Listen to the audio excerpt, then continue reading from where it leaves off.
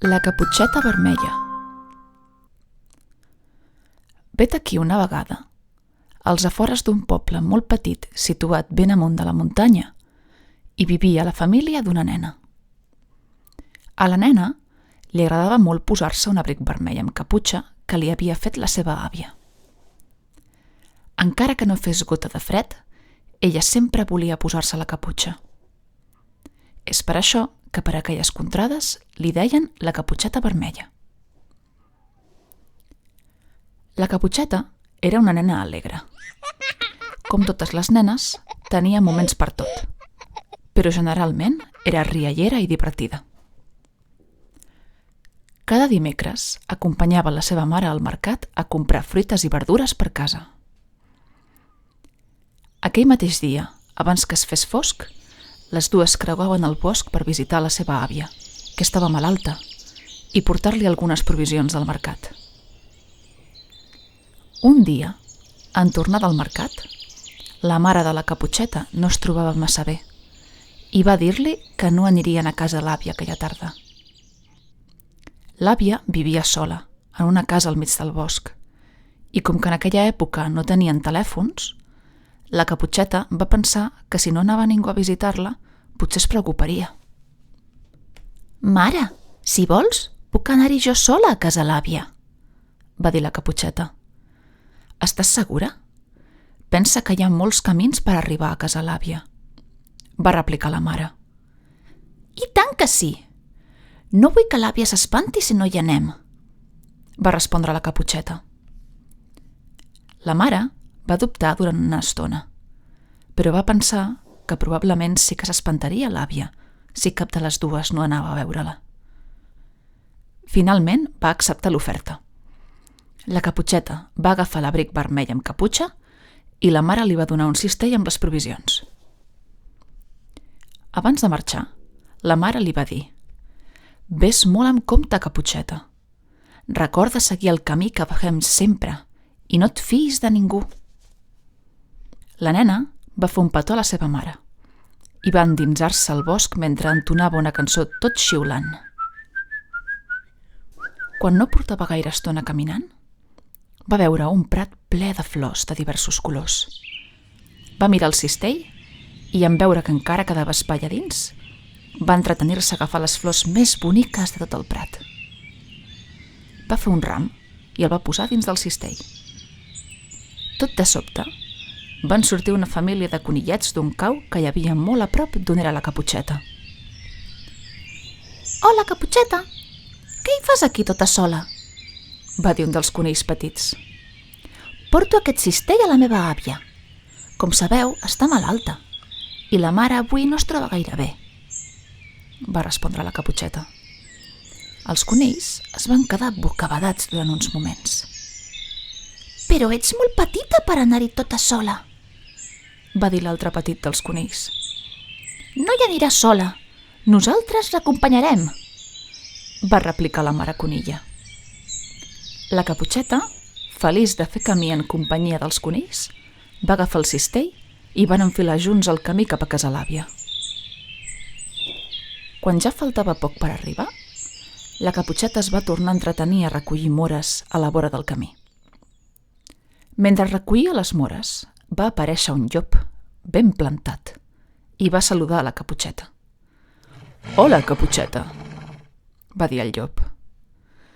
Tan bon punt va acabar de pronunciar aquestes paraules, els conills van desaparèixer en un tres i no res, sense que la caputxeta tingués temps d'acomiadar-se d'ells. Ella, com que era molt valenta, va saludar tranquil·lament al llop. «Què hi fas aquí tota sola? On vas?», preguntava el llop. «Vaig a casa de l'àvia, que està malalta. Li porto aquest cistell amb menjar», va respondre la caputxeta. Tot i que el llop tenia cara de poca solta, era molt més llest del que semblava. Va pensar que si arribava abans que la caputxeta a casa, la podria enganyar, menjar-se l'àvia i les provisions que portava la caputxeta al cistell. «Què et sembla si fem una cursa?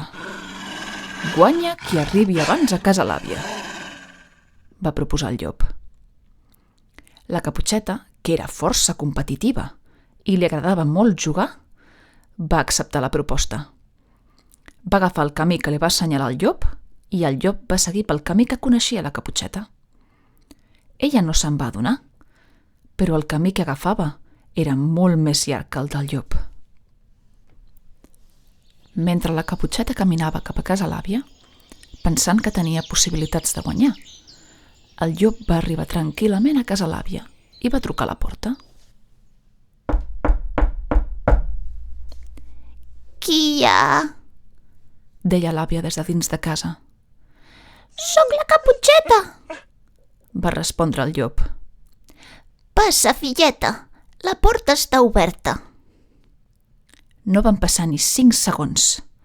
El llop va obrir la porta, va saltar sobre el llit de l'àvia i ella va fer un bot per amagar-se dins l'armari. Quan el llop estava a punt d'obrir l'armari, va sentir que arribava la Caputxeta. Va vestir-se amb el pijama de l'àvia i es va posar dins del llit.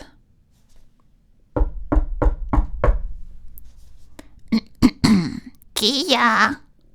Va dir el llop des de dins de casa. Soc la Caputxeta, va respondre. Passa, filleta, la porta està oberta. La Caputxeta va obrir la porta i va notar un ambient estrany, però no es va adonar del que estava passant. Va acostar-se al llit i va dir: Àvia, quines orelles tan grans que tens! Són per escoltar-te millor, Caputxeta, va dir el llop. Àvia, quins ulls tan grans que tens! Són per veure't millor. Ostres, àvia, quines mans més grosses que tens! Són per abraçar-te millor, Caputxeta. Però, àvia, quina boca més grossa que tens! El llop va saltar del llit directe cap a sobre la Caputxeta i va cridar: És per menjar-te millor! La Caputxeta va començar a córrer per tota la casa, perseguida pel llop, fins que es va amagar sota el llit.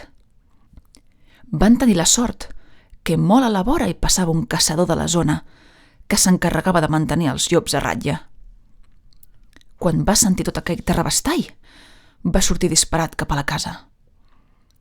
A dins va trobar el llop, que estava a punt de menjar-se la nena i a l'àvia. Però per sort no va tardar gens a disparar un tranquil·litzant que el va deixar estabornit a terra. L'àvia i la Caputxeta van sortir del seu amagatall i van agrair al caçador que els hi hagués salvat la vida, convidant-lo a berenar. La Caputxeta els hi va explicar tot el que havia passat i va decidir que mai més es fiaria dels desconeguts i que sempre faria cas a la seva mare. I conte explicat, el conte de la Caputxeta Vermella ja s'ha acabat.